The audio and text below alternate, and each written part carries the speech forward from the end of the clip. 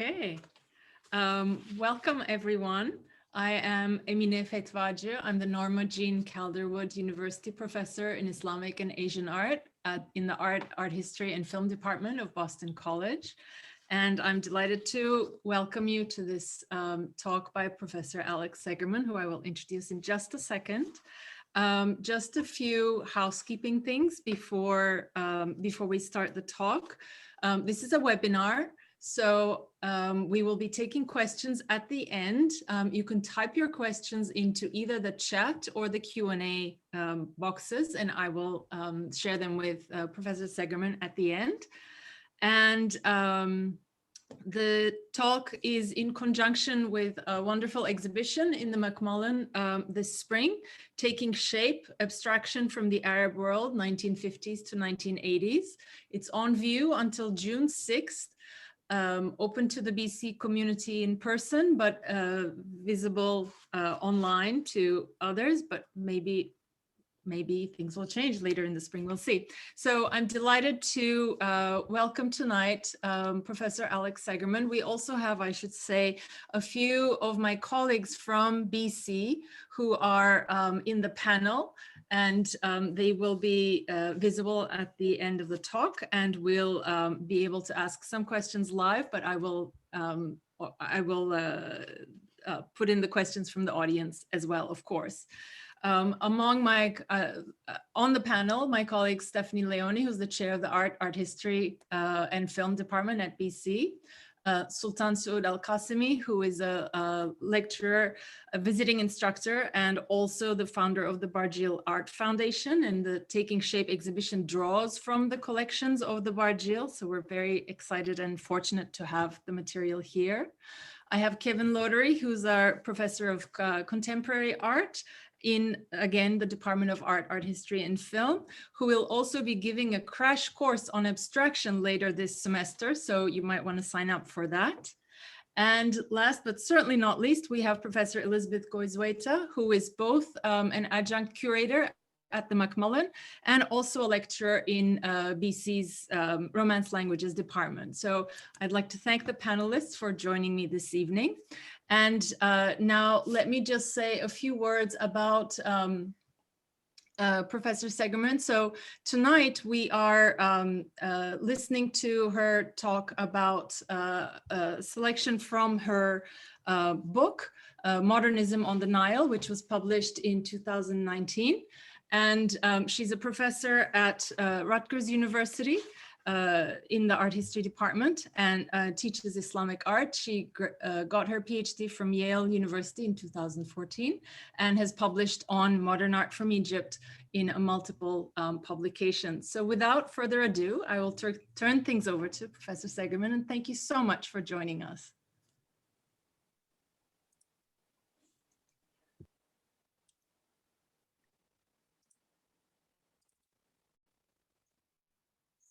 Okay, thank you so much, Emine, for that generous introduction, and thank you so much for inviting me. I am delighted to be here. I would like to also extend thanks to the Department of Art at Boston College, the Macmillan Museum, Rachel Chamberlain for organizing everything, to the co-panelists here, Elizabeth, Stephanie, Sultan, and Kevin. I'm looking forward to our discussion after the talk. And I would like to extend a special thank you to the family of Abdelhadi Al-Ghazar, who were all so wonderful and generous with me when I was doing my research, and who made the research today possible.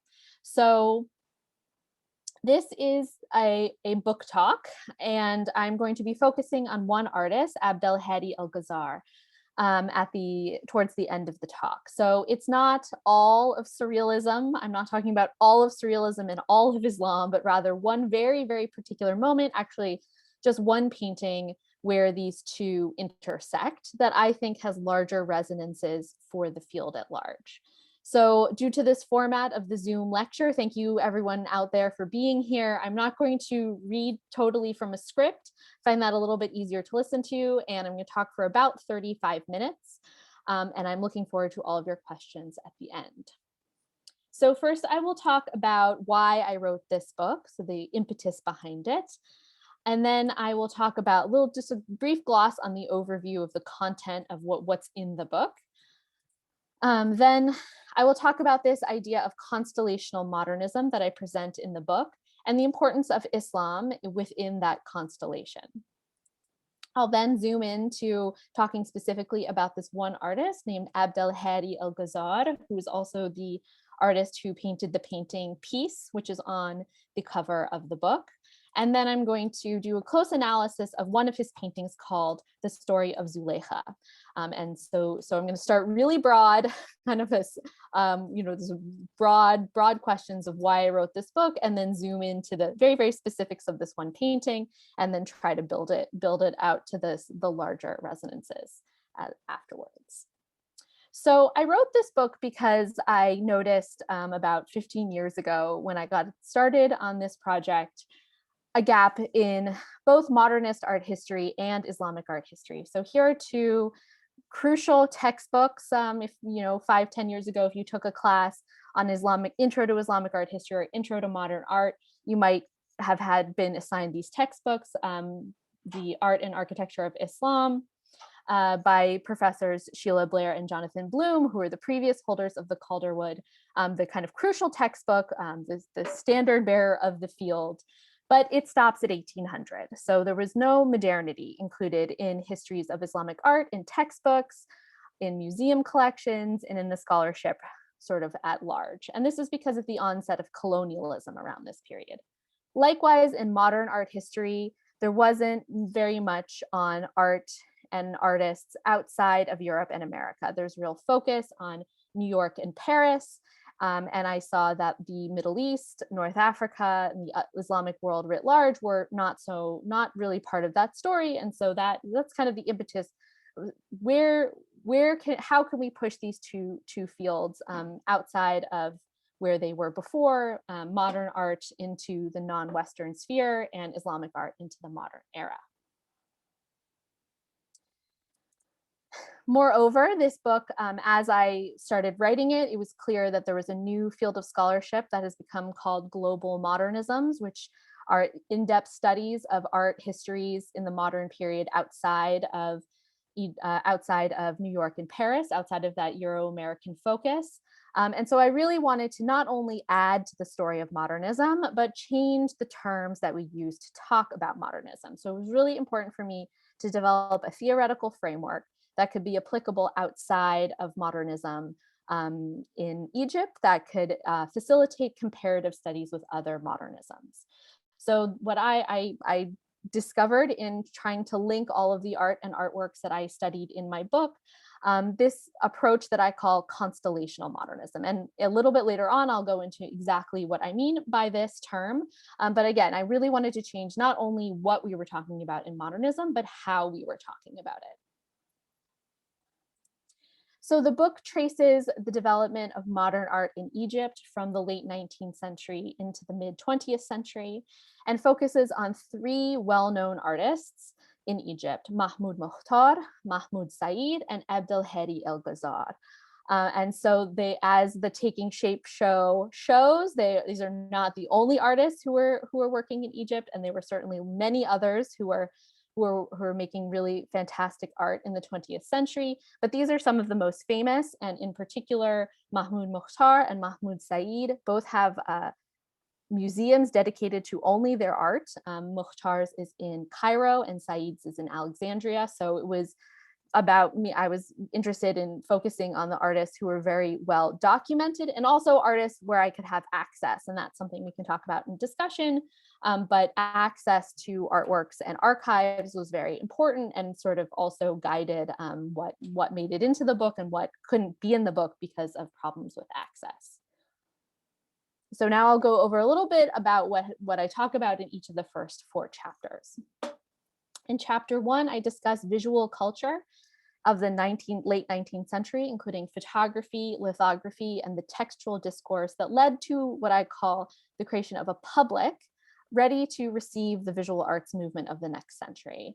And in particular, these developments also led to the creation of a School of Fine Arts that was founded in 1908, first called in French École Égyptienne de Beaux-Arts, or the Egyptian School of Fine Arts, which still functions today. It has a different name. It's called Kulliyat Fenun Gemila, or the College of Fine Arts.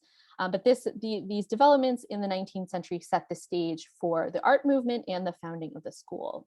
And pertinent to the discussion here today, I also analyze a 1904 article by the leading judge of Al-Azhar University, otherwise known in Arabic as the Mufti. His name was Sheikh Mohammed Abdu, and in this document, he argues for the benefits of painting and sculpture in the modern era, and he specifically states that the threat of idol worship, which had previously been used to avoid paintings and sculpting living beings, was no longer applicable in the modern era. So again, this is one of the sort of arguments in the 19th century, alongside a proliferation of visual culture that led to the establishment of the art school and an art movement. In chapter 2, I discuss Mahmoud Mokhtar, Egypt's most famous modern sculptor, who made this nationalist public work in the 1920s. He first made a small maquette in 1920 after the Egyptian Revolution in 1919, and then it was commissioned for a monumental public sculpture, which was ultimately unveiled in 1928. It's called Egypt's Reawakening, or Nahdat Mas, and it was a statement against British occupation and in support of Egyptian self-rule. As you can see, he did this through the use of Pharaonism, or a reference to ancient Egyptian forms, through that Sphinx and the use of pink granite. And he's here referencing also the nationalist symbol of the Egyptian peasant, who represented the powerful fecundity of the Nile River Valley, and the nationalist movement that she represented in Egypt.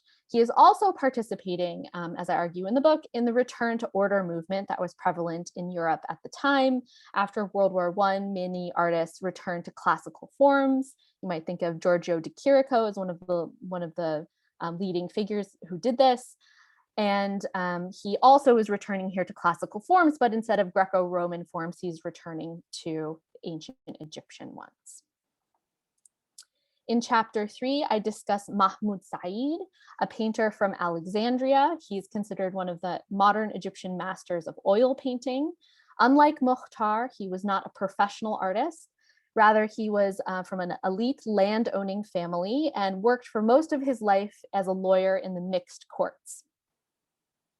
The mixed courts, or tribunaux mixtes in French, was a groundbreaking legal institution that was set up in Alexandria so that people of different nationalities could conduct business with each other. And it was really interesting transnational legal framework that also provided for the economic efflorescence of the city of Alexandria. And so in the book, I talk about how this legal institution is mirrored in the art, in Said's artwork.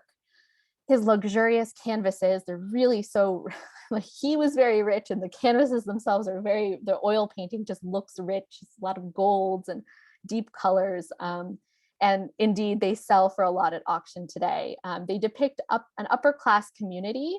So on the left here, you see his wife in a green shawl on this Italianate balustrade.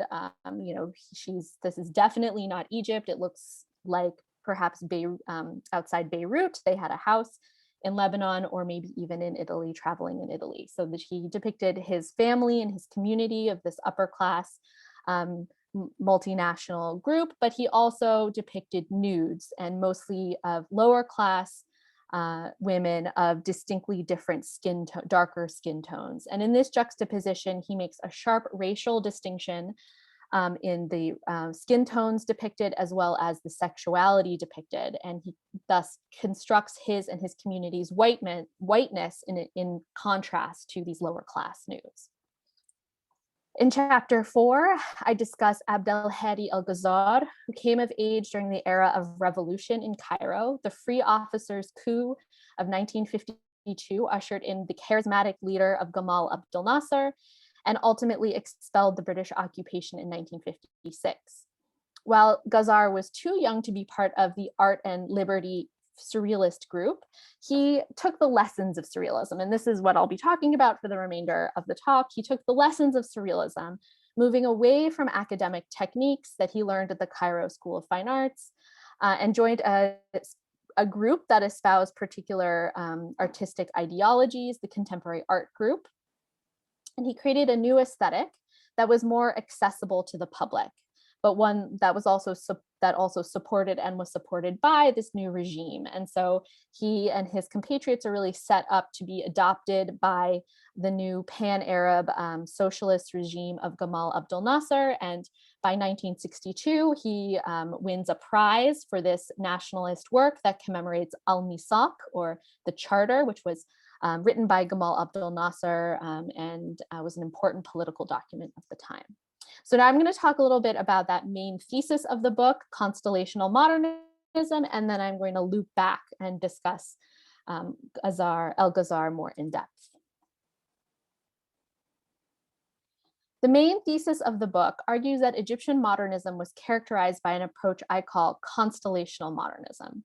As I mentioned at the outset, it was important for me in writing this book, not just to add to the story of modernism, not to just expand to other locales, which often has the unintended consequence of reinforcing the central narratives, but really to change the terms that we use to talk about modernism and to provide something that could be used outside of Egypt. So I'll go back to Mukhtar to kind of explain how this works. So Mukhtar, Egypt's most famous modern sculptor, maintained 2 studios until his death in 1934, when he was only 43 years old. He had a studio in Paris, and he also had a studio in Cairo. And here is a photograph of his 1930 exhibit at Galerie Bernheim Jeune in Paris. And it's clear here that he's traveling, and his artwork is traveling in a network during that time. So he traveled, and his artwork traveled in practice, in production, and distribution. And so he was, if you can see in this photograph, there are some bronze sculptures. All Cairo at this time did not have a bronze foundry. So all of the bronze sculptures were cast in Paris, but they traveled, some of them were purchased in Europe, but most of them traveled back to Egypt and are now the core collection of that Mahmoud Mukhtar Museum in Cairo today. So he's participating in this transnational network, but it's more than that. Constellational modernism means that these artists and these artworks are not just traveling or connecting or referencing, but they're actually making these references visualized in the artworks themselves. So it's an aesthetic practice and a conceptual practice at the same time. So I'm going to go through this one artwork, Isis, to show you how it works. So when I was searching for a term to define what was going on, the artwork included in this book doesn't have a singular style. I start in the 19th century. Actually, in chapter 5, I go all the way back to the 18th century. So there's no singular style. There's no singular material. Talking about painting, sculpture, photography, lithography, and many other kinds of media. So I needed something to kind of link it all together. And global really felt like it didn't apply here. Global seemed to imply widespread, intense interconnectivity like we have today in the 21st century. And that was not what was happening at this time period. There were connections outside of Egypt, but they were very finite and specific.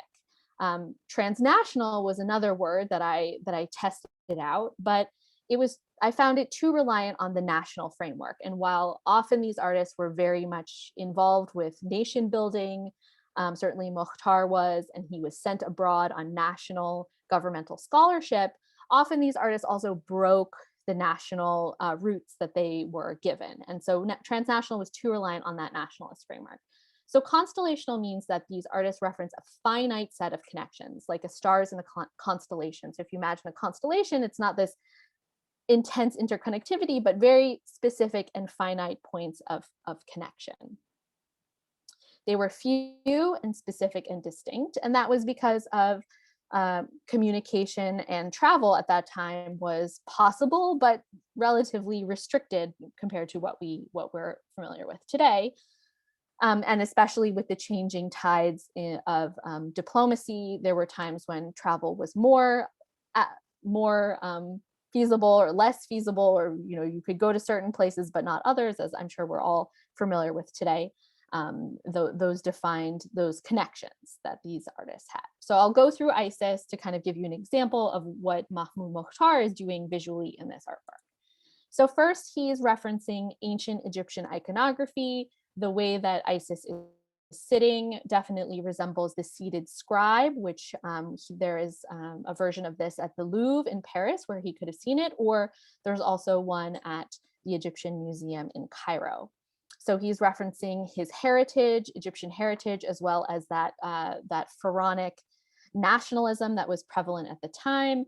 And of course, she's called Isis, which is an ancient Egyptian goddess. But I also just want to point out that this is not how Isis was depicted in ancient Egyptian Egypt.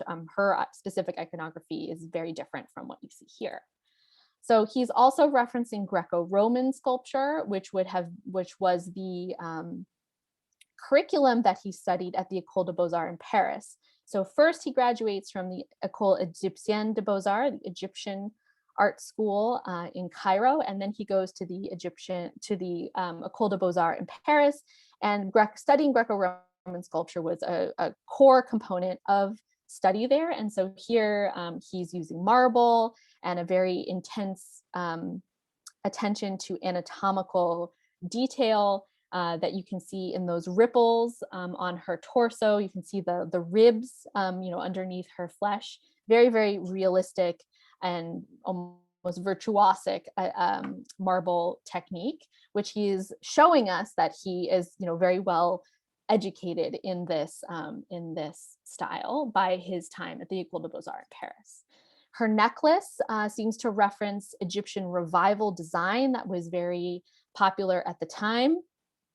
Especially after the discovery of King Tutankhamun's tomb in 1922, Egyptomania and Egyptian revival takes definitely Europe and America by storm, and it's very, very recognizable. So in that necklace around her neck, I see this reference to Egyptian revival, and perhaps he's also referencing Theda Bara's and popular culture. Here's Theda Bara in Cleopatra, a silent film from 1917. Okay, so there we see that he's kind of embedding these set of visual references, sort of like a map for us to untangle. Again, another kind of hallmark of modernism that is, the viewer has a lot of work to do in unpacking the references and the complexities of the artwork. And here embedding these references to his schooling, to his heritage, to nationalist movements, to movements and his schooling in Europe as well. So that is what I mean by constellational modernism. Take a water break.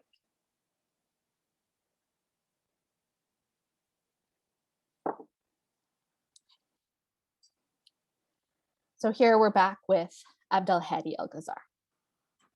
One of the references in this constellation is Islam. In the book, I argue that for modern Egyptian artists, Islam was a point of reference, but rarely was it the defining attribute of their art practice. And as we see in the Taking Shape show, there are plenty of artists in the show who reference Islam, but certainly not all of them. And some of the artists who reference Islam are not Muslim, and some Muslim artists are not interested in religion at all. So, it varies, but it is a point of reference that we need to address. So I primarily use Shahib Ahmed's book, What is Islam, as a support for pointing out that, as he says, Islam is a human and historical phenomenon of 1/5 of the world population. And it's not a singular thing with a singular doctrine, but rather we must recognize it in its complexities and even accept it in its contradictions. And so that's what I see is important in these artworks, that they do reference Islam. It's a point of reference, but they refuse to be defined solely by this religion. And we need to understand how complex those references are. And so Ghazar is sort of the perfect case study for this. So in these two paintings, Ghazar is depicting the story of Zuleika, which is a biblical and a Quranic story, and also the Green Man, who is a reference to the mystical figure of Al-Khidr from the Sufi tradition. So both of these paintings obliquely reference the Sufi tradition, but I think you can see that there is no clear use of aesthetics or iconography that we would assume would be associated with what has been taught in the Euro-American context of Islamic art, as Islamic art. So we don't see calligraphy, there's no Arabic, There's no arabesque, which was a defining characteristic in the early years of the field. There's no geometric design. There's no Persianate painting techniques. Both of these are figural oil paintings and certainly look more like what was going on in Europe in the 30s and 40s and 50s than anything from the Islamic art tradition as defined and discussed in the Euro-American academic setting. But just because we don't see those here, it doesn't make them devoid of religious connections. They are clearly referencing religious stories here. So to fully appreciate how Abdelhadi Ghazar uses the references to Islam here, we need to understand a little bit more about his background and the context of the 1940s art world in Egypt. Abdelhadi El-Ghazar was born in Alexandria in 1925, but he moved to Cairo when he was 11. His father was a religious scholar at Al-Azhar University, and Ghazar grew up on the edges of the older neighborhoods of Cairo and the modern neighborhoods of Cairo. And I think in this photograph, you can kind of see how he grew up on the edge of these two worlds. His father here dressed in a turban and cloak in the traditional garb of a religious scholar. But he and Ghazar and his brothers and sister are dressed in middle-class secular attire with their double-breasted suits and shorts and fezzes. So on the other hand, these kind of bookmark his life, kind of give you a sense of who he was and where he was coming from. We also see him here outside of a Paul Gauguin exhibit in Munich, Germany in 1960.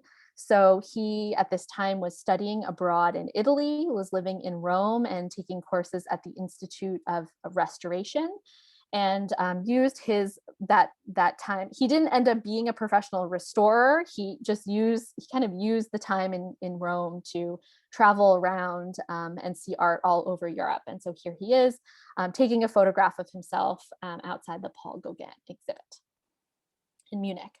So this is kind of the bookends of his life. He unfortunately died very young of a heart condition in 1966. So as he was growing up in Cairo, as he was a young man, there was a really important art movement in Egypt that ultimately is going to inform his art practice in the late 1940s, and that was the Surrealist art movement in Egypt, led by the Art and Liberty group and this Francophone Egyptian poet named Georges Henin, who introduced Surrealism to Egypt in 1937. By 1938, this multinational group of artists had signed a manifesto called Long Live Degenerate Art. And by 1940, as we see here in this pamphlet, they were exhibiting together. It's a bilingual announcement, Arabic on the right, French on the left, and it features a large reproduction of Mahmoud Said's Girl with the Golden Braids from 1933. So in the same way that the Surrealists in Europe adopted De Chirico, here the Egyptians adopted Mahmoud Said, who wasn't a Surrealist, by training or by profession, but he was adopted into this group, especially his very strange, the weirder ways, like the paintings that are just a little bit weirder of his.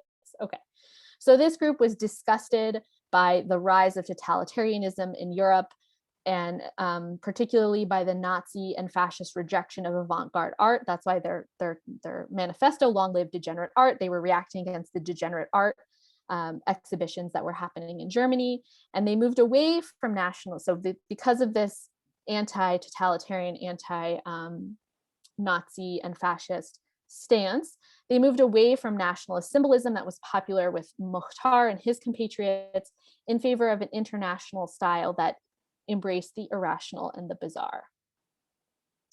So by the time Ghazar enrolled at the School of Fine Arts, the Art and Liberty group was disbanded and going their separate ways.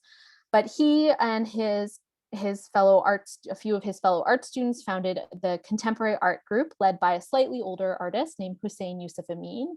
And here is a photograph of them in the late 1940s. So like the Art and Freedom Group, they stated statements about their artistic practice and what they believed in and what they were aiming to do, much like the Art and Freedom Group. But they're moving a little bit away from, they weren't professing adherence to the Surrealist movement in particular.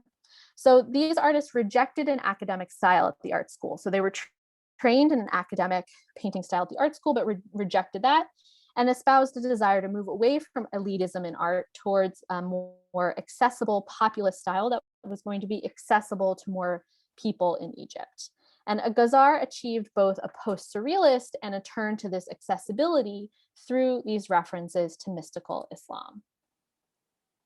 So this brings me finally to the story of Zuleika.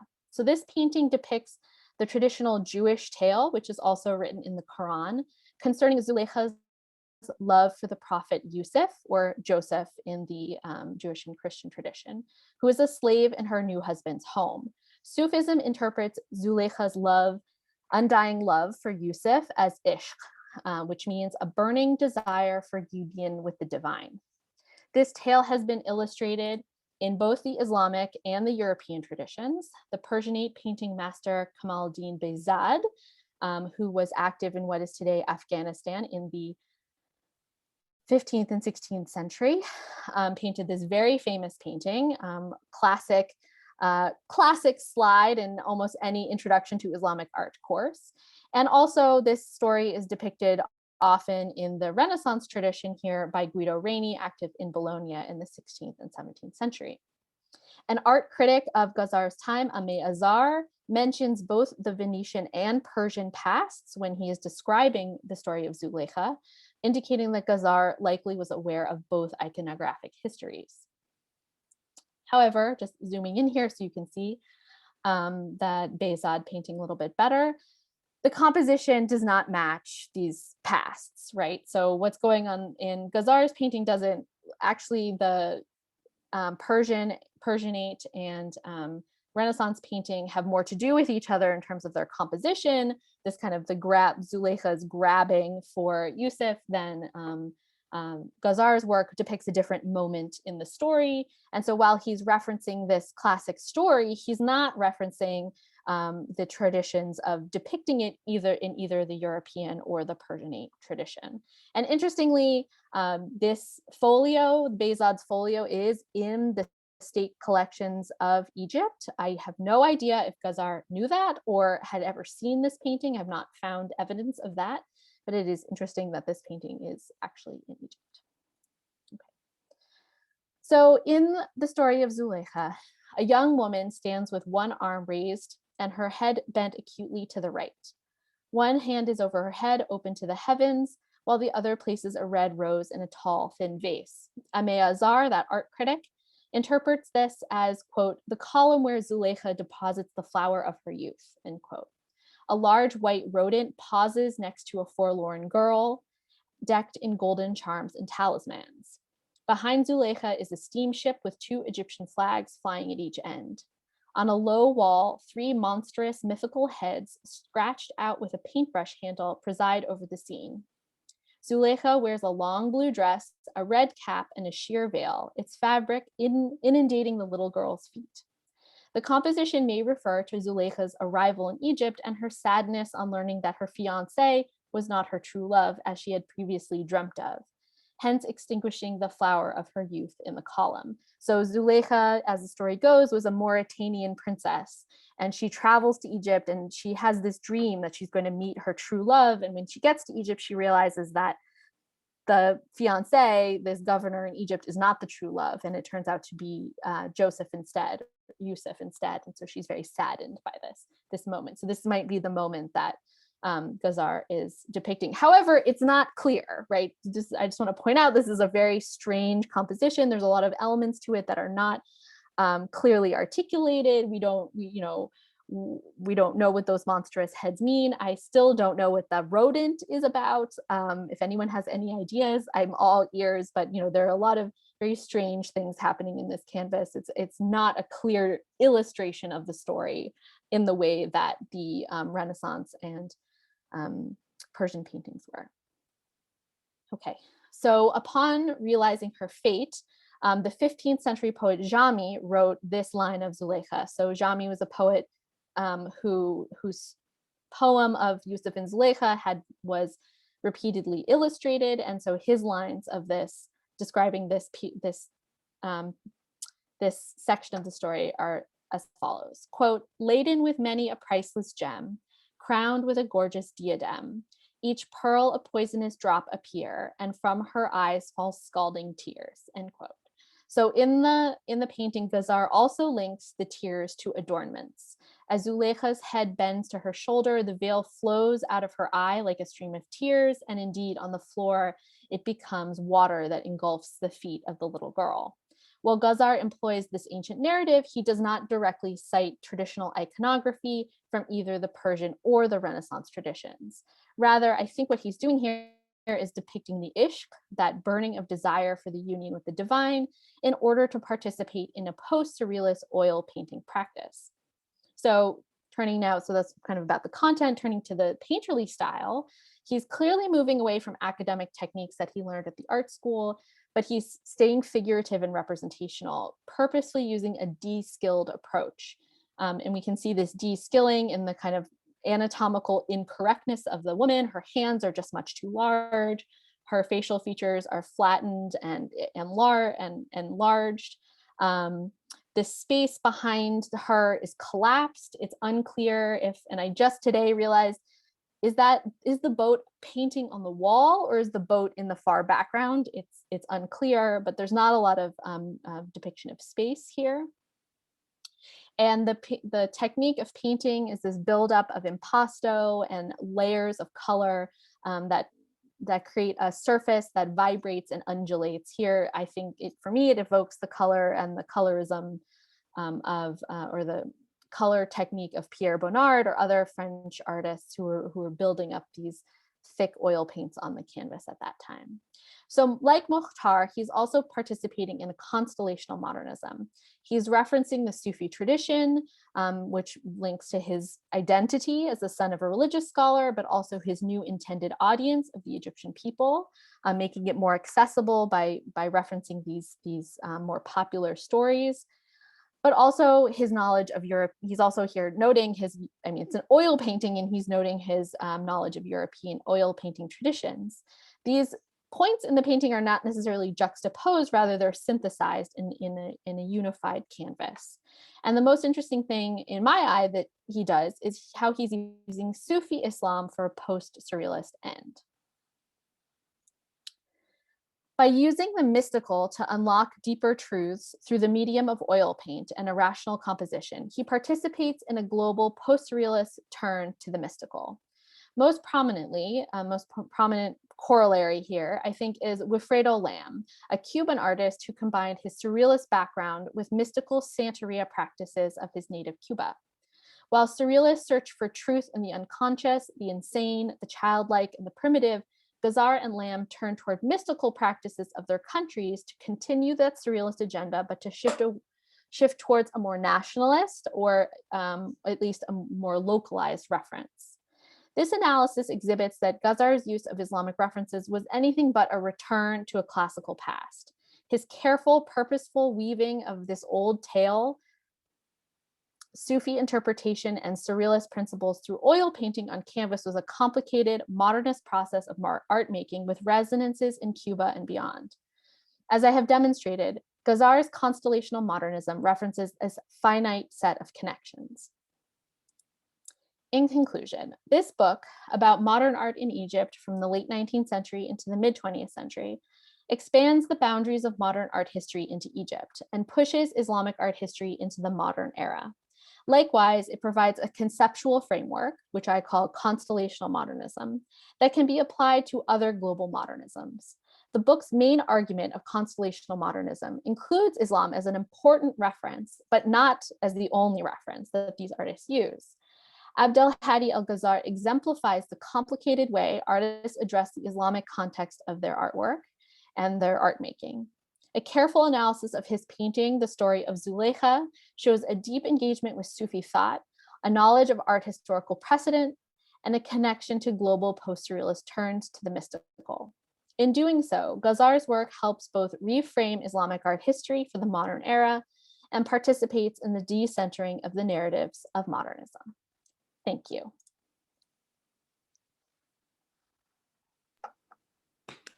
Thank you very much.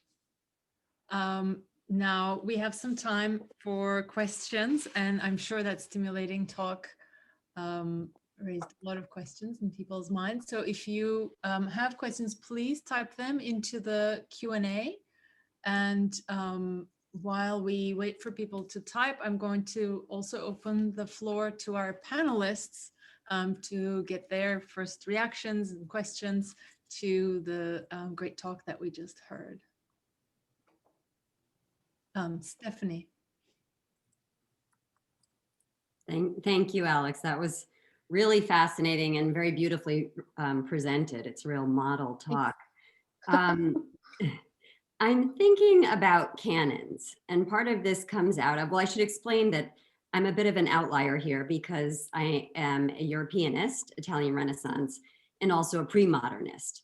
So I'm thinking more broadly about your topic. And I'm thinking about canons because I'm teaching a course on Renaissance women, that we're studying Renaissance women artists, but also women writers, women patrons. And one of the problems that we've been finding in this class is that greatness is finding factors, who gets allowed into it, and that your work, which is very innovative, that you are creating a canon. And you've acted in just thinking about the artists that you've decided to include. And so I'm just wondering, do you think this is a necessary starting point for discussing an area that has been understudied? And if you were to imagine your next book, how might you expand that canon, or who might get included that had been previously left out?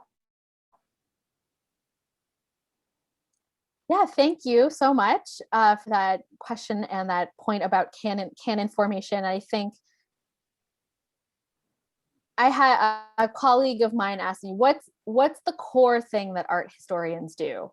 Like, what's the one thing that we all do? And people might disagree with me, but we find art that has been undervalued, and we find ways to value it more. Not in a monetary way, but sometimes it does have that unintended impact. And so by focusing on, by writing about it, by presenting it, we kind of we argue that they're important and they should be taken seriously. And so we sort of replicate what we're trying to break out of sometimes. And I think that that's hard. And I think what I try to do in the book is just acknowledge why I focused on these artists. I actually wanted to write about the women of the 1950s and 60s in Egypt. That was the goal. And then the archival situation was just so difficult that I write about them a little bit in chapter 5, but I just didn't have enough. It's a complicated story for another time, but I couldn't access their archives because while those women were very well supported in the 50s and 60s, they had been since sort of marginalized in the institutionalization of art history in Cairo. And so I think I try to acknowledge those histories that have made these artists prominent in their places. And I think it's just about acknowledging that value system and how we replicate it in our work. And I hope that this is just the beginning. There's a whole slew of scholars coming out who are doing more projects on Egypt and other areas of the North Africa and the Middle East. And there are some great scholars who are doing work. The archives of the women are becoming more accessible, and hopefully those stories will get added soon as well. So thank you. Thank you. Excellent. Thank you, Stephanie. There are lots of questions. I'm going to take one from the Q&A and then Kevin, and I'll take one more from the Q&A and then Elizabeth. Is that okay? So I have one from Claire Davies, who says, congrats, very grateful to have your book as a new thoughtful contribution to the field. My question relates to class.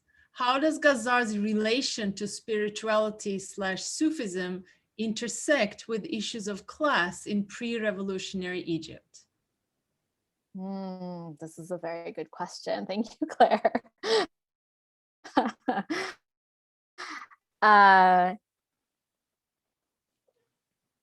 Yes, so class is,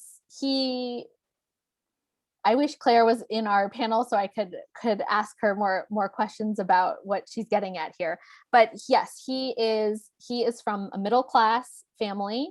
He is educated at the university level. So, and then after he is completed his education, he goes back and he teaches at the art school. So he's not from that upper class community of Mahmoud Said. He becomes kind of in the professional artistic art class of Egypt. And so he's middle class, and he's employing these lower class references in his artwork to, I think, on the one hand, be more accessible to an Egyptian public. And that is a stated goal in the literature written by the contemporary art group. And he's also using it as a way to a sort of primitivism as a way to continue the goals of the Surrealist movement. So it's not as stark as the division between the upper class ladies with all of their baubles and jewelry and furs that Mahmoud Said. So Mahmoud Said has these really luxurious ladies and then these nudes of lower class women. And that is a very stark class differential.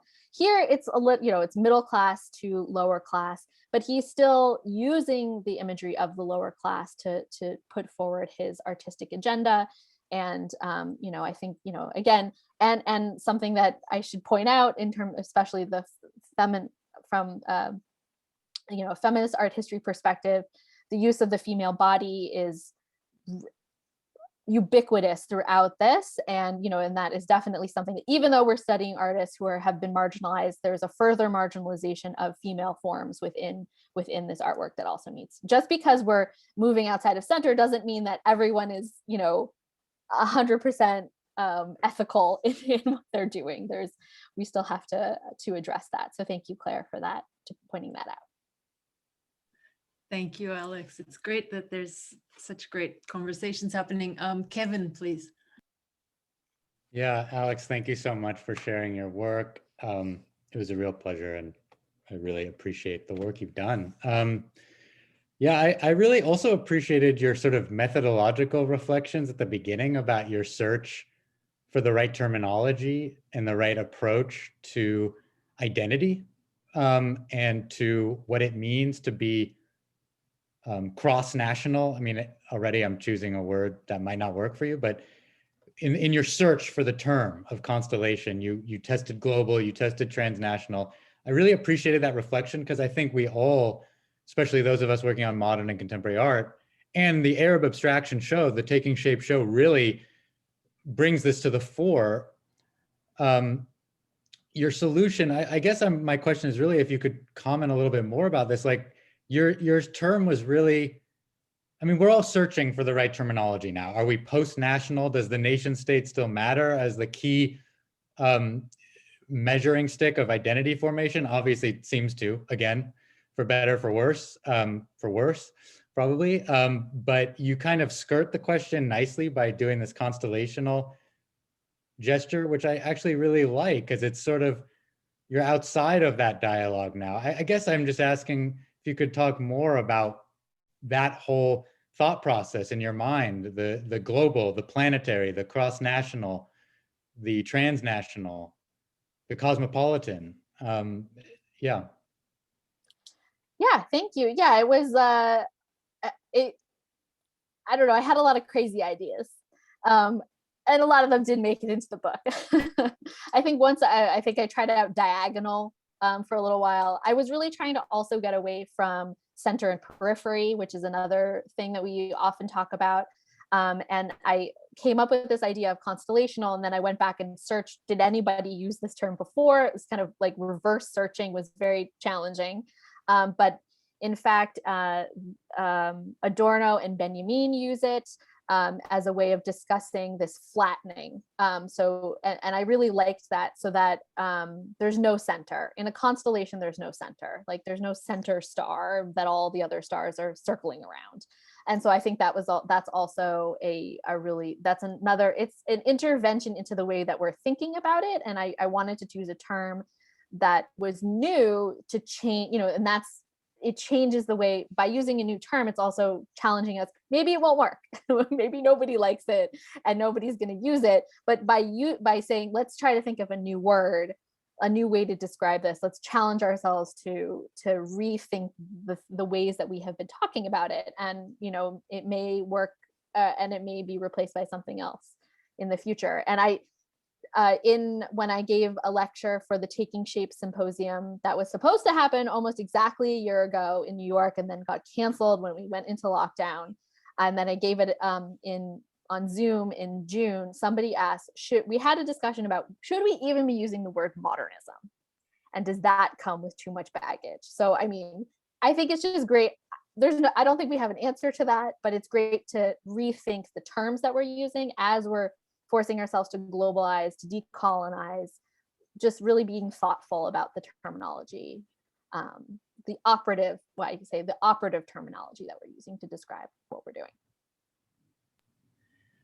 Well, there are at least 2 fans of your term among the audience, so I'm going to Okay. find their questions and ask them together. An anonymous attendee, fabulous, exciting introduction to your book. I work on global art history of the 18th and 19th centuries.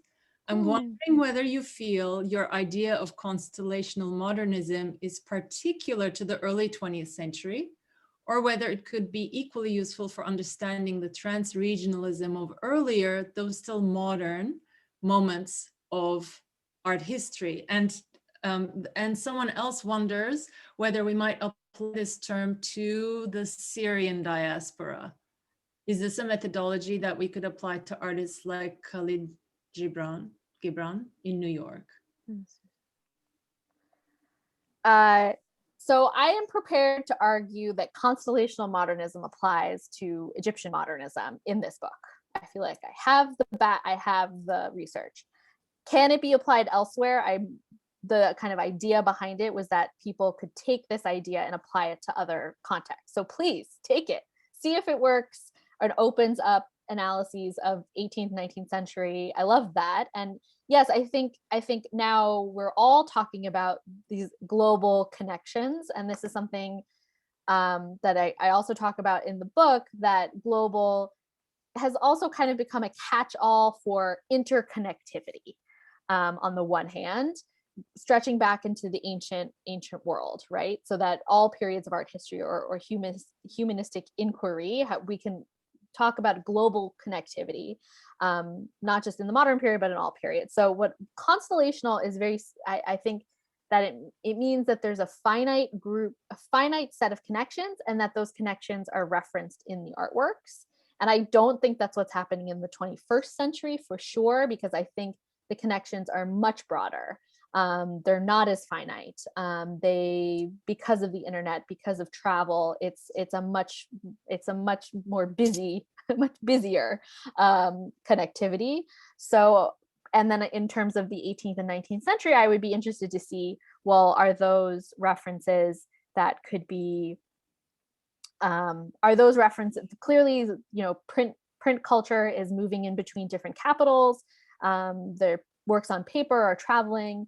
But are those artworks also reflecting on those connections in the visuality, in the aesthetics? And I think that would be my question. But yes, please try it out. And I'd be delighted to hear whether it works or not in other contexts. In terms of the Syrian diaspora, same thing. I know in Anna Kalenson's new book, Beautiful Agitation, she talks about Khalil Gibran. And perhaps it does apply to diasporas. I think it's totally, I think he is of the same, even though he's not in Syria or in the Middle East, North Africa, in this region, he may be engaging in similar approaches because of the time period. You know, I think constellational is also a result of the time that these people lived in which connection was possible, but not accessible in the same way that we have today. Yeah, thank you. Elizabeth had a question. Yes, thank you so much, Alex. I just wanted to thank you and follow up on my colleagues' questions. I thought that the premise of this constellational modernism is very intriguing. And as you know, I'm a Latin American Surrealist scholar. And so I am, Kevin asked more of a macro question. I'm going to bore down and ask more of a micro question in terms of looking at that finiteness and looking at those relationships. You queued me up very nicely with your picture of Wilfredo Lam in the pre-chat that you were going to put up that slide, and McMullen Museum actually had an exhibit on Wilfredo Lam in 2014 that traveled. So my interest in trying out your term really comes down to this idea of being finite, but also finite in the sense of relying on relationships as well. So it's not only an aesthetic construct, and it's not only a conceptual idea, but rather it's also, dependent in the 20th century on this finiteness in terms of so much the Egyptian artists that you have today. I mean, specifically Abdel Hadi El Ghazar. You kind of point out that there was this kind of confluence between cultures and between relationships within those cultures, and they're not bound exclusively to one or the other, but rather there's a hybridity, there's a convergence in that. And we saw that so clearly with that, I think it was was it Isis sculpture that you showed? So when I think of the Latin Americans, they actually went to Europe as well. So there was this kind of pilgrimage, if you will, to Europe to kind of embrace and also amplify their knowledge, but never was there a divorce from their own culture. And we see that in Wilfredo Lam's kind of Santeria, that hybridity between the Yoruba religion, African religion, and the Catholic religion. So the idea of hybridity is important, but also focusing on the fact that the cultures are very relationship bound. And I think that is probably true in the Middle East as well as in Latin America, which is much different than what we see in the United States, which is one based on a very individualistic concept of what is, what is a movement or what is an expression. And so, I think that idea of primitivism, the idea of finite connectivity, the idea of relationships is very culturally bound. And I see a lot of overlap between the Latin American culture and the Middle Eastern culture, the ones that you have explained here today. So I'm going to be trying on your constellational modernism term. I think it fits for Latin America, but I'll certainly give it more thought. But I'd be interested in any comments you have on that. Yeah, and you raise a lot of important points. And one is that artists all over the world were traveling to the center. We're trying to get away from the center, but right. When I teach global modernism, it's always hard. How much do I talk about France? Because all of the artists are referencing France, but I don't want to spend, the whole point of teaching the class is to not teach France for the whole semester. Right. So it's this weird thing, like how much do you acknowledge it and how much right. I mean, it informs it, certainly, right? It informs it, but it is not the definition of.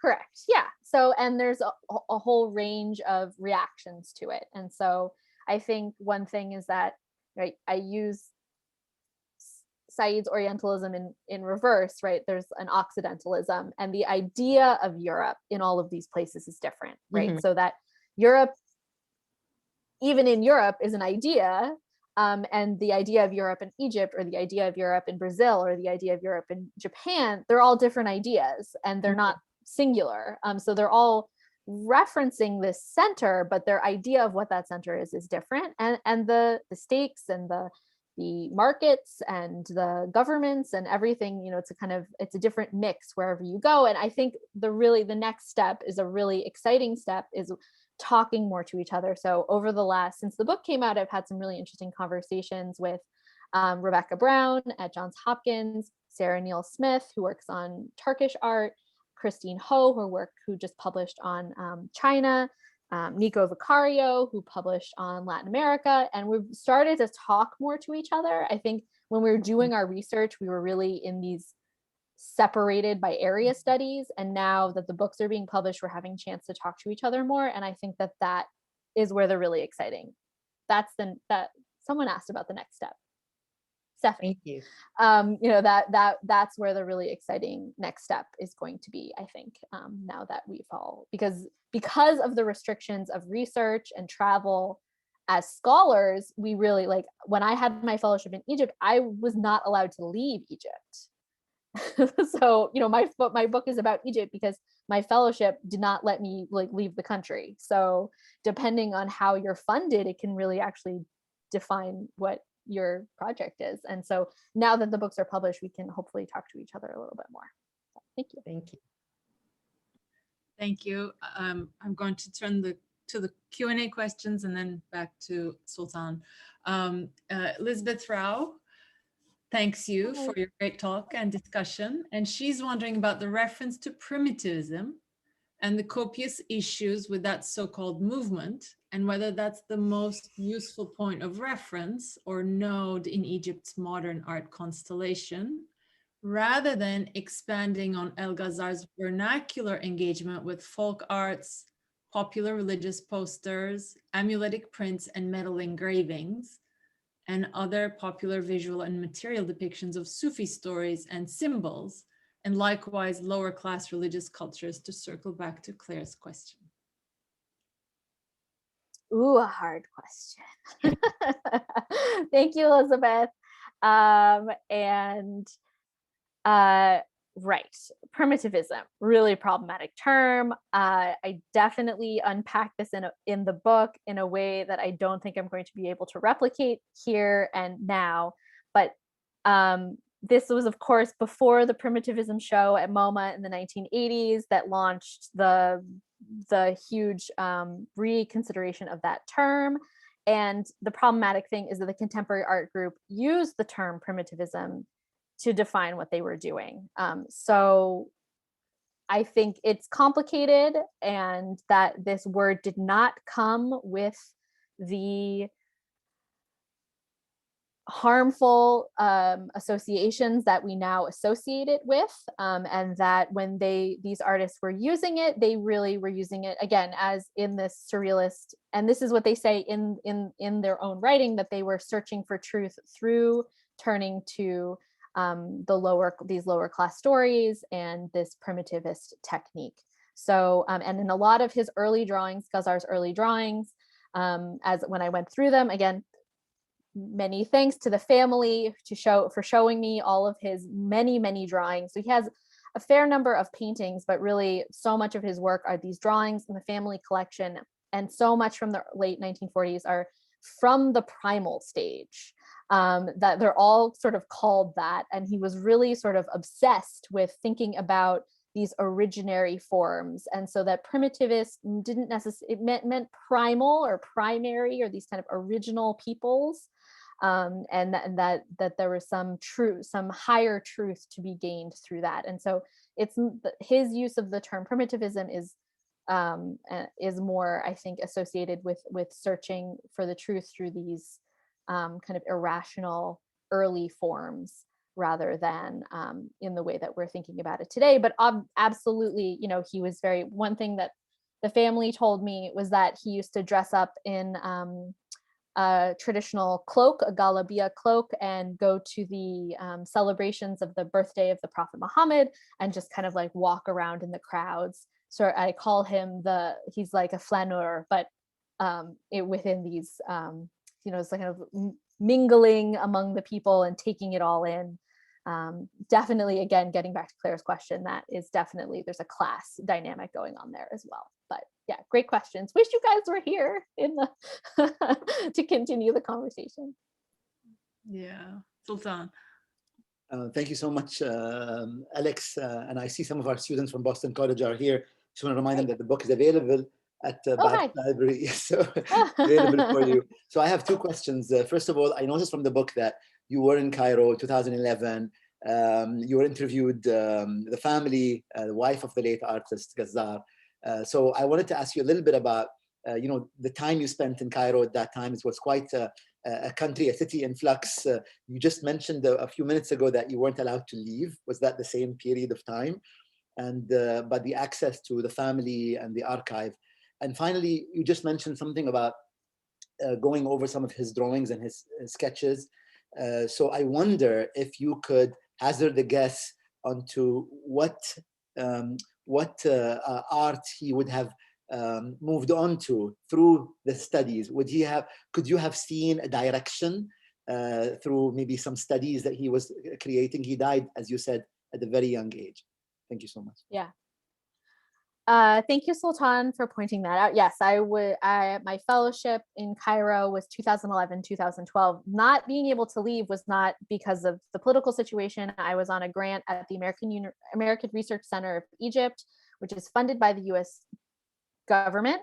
And it's like the Fulbright. If anyone's had a Fulbright, you can't leave the country because at the end of the day, it's a diplomatic exchange sort of fellowship, and so your presence in they don't want you to use the fellowship to like travel around the region. They want you to engage with the community there, and that's the kind of, I think, even though I'm like doing research from this academic project, at the end of the day I'm still being supported by the US government. So there we go. So that's why I couldn't leave. And yeah, it was a crazy time. The American Research Center is located at Simon Bolivar Square, which is just a block away from Tahrir Square. And it was closed. We couldn't go anywhere. I mean, I have lots of stories.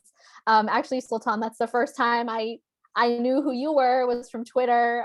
It was so hard to get any real news from the state newspapers. Everything was super slow. The only way we were getting real news, and I was also there in January 2011, the only way to get real good news was through Twitter, and so I started following you back then. So how did that impact? Jessica Winiger, also a scholar of art in Egypt. She's an anthropologist who focuses more on the contemporary era. But I said, what should I do about archives? She was like, if it's open, run to the archive. So it really like put fire under the chair there to get into all of the archives and do as much work as quickly as possible, because the next day there could be a protest and it could be shut down. So I did some great work at Dar al-Wasaiq, the state archives, and then Mohammed Mahmoud protest happened, and it was almost impossible to get there. So, and it was shut down for a long time. So yeah, so there was a real urgency that the situation there, but also an optimism. I mean, it was such a marvelous time. When I was there, they sacked like the entire cabinet. All of the people who worked in the Ministry of Culture were gone. And the Minister of Culture for 6 months was Dr. Ahmed Abu Ghazi, who's actually the nephew of Mahmoud Mukhtar. And so there was this kind of optimism and promise and excitement, and I don't know, it was a heady time. It was a heady time, and definitely committed me to writing this book and knowing that this history was really important because of the time there. So yeah. Thank you. We have gone on quite a bit after 6, so I think we should stop. But there's a request for the slide that had a discount code for the book. Yes. That again. Okay. You guys can see that? 01DAH40. Yeah. So, Yeah. but you have to go to the UNC Press website. And then, and if you're in the Middle East, it's distributed by AUC Press. If you're in Egypt, you can get it. I know it's very late, but maybe, I think we're recording this. Yeah. And so if you're in Egypt and watching this later, or you're staying up really late, you can get it at the AUC bookstores. Yeah. So thank you very, very much for an excellent talk and for such a lively discussion and for your patience with all of the questions. And thank you. Thank you, Emine. Thank you everyone for coming. This was great. I really appreciate it and looking forward to more conversations in the future. Thanks, Okay. Alex. Bye.